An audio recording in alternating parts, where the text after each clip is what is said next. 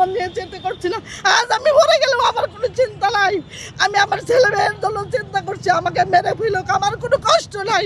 আমাদের ছেলে মেয়েদের তারা ইয়া করুক, সরকার দেখুক। আমার এটাই প্রার্থনা করতে পারছি না। আমার মেয়ে বেকারণ্য স্কুলে পড়ে, তাদের আমরা ভ্যানের ভাড়া দিতে পারছি না, স্কুলে নিয়ে ভাড়া পাচ্ছি না। কিভাবে তারা আলোকিত মানুষ গড়াবে? কিভাবে তারা আলোকিত প্রতিষ্ঠান কিভাবে মানুষকে আলোকিত করবে? তারা কি নিজেরা আলোকিত? আগে নিজেরা আলোকিত হোক, তারপরে মানুষকে আলোকিত করার চেষ্টা করুক। আগে তারা আলোকিত হোক, ভালো তাদের ভিতরে বিকাশ আনুক। বিকাশ তো তাদেরই নাই, কারা তাদের বিকাশ করবে? যারা বিশ্ব সাহিত্য কেন্দ্রের যারা আছেন তারা কি আলোকিত মানুষ?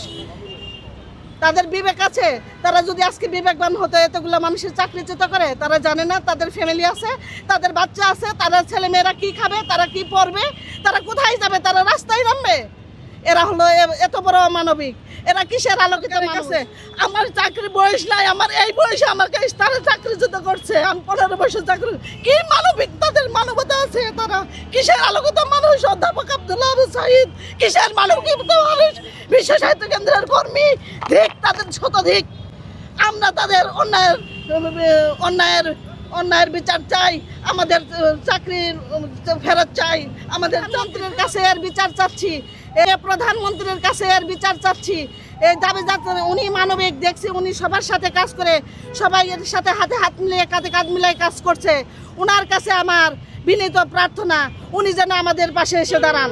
আমাদের ছেলে মেয়ের ভবিষ্যৎ জীবন জানে অন্ধকারে না ডুবে যা। আমাদের ছেলে মেয়ের দিকে তাকান।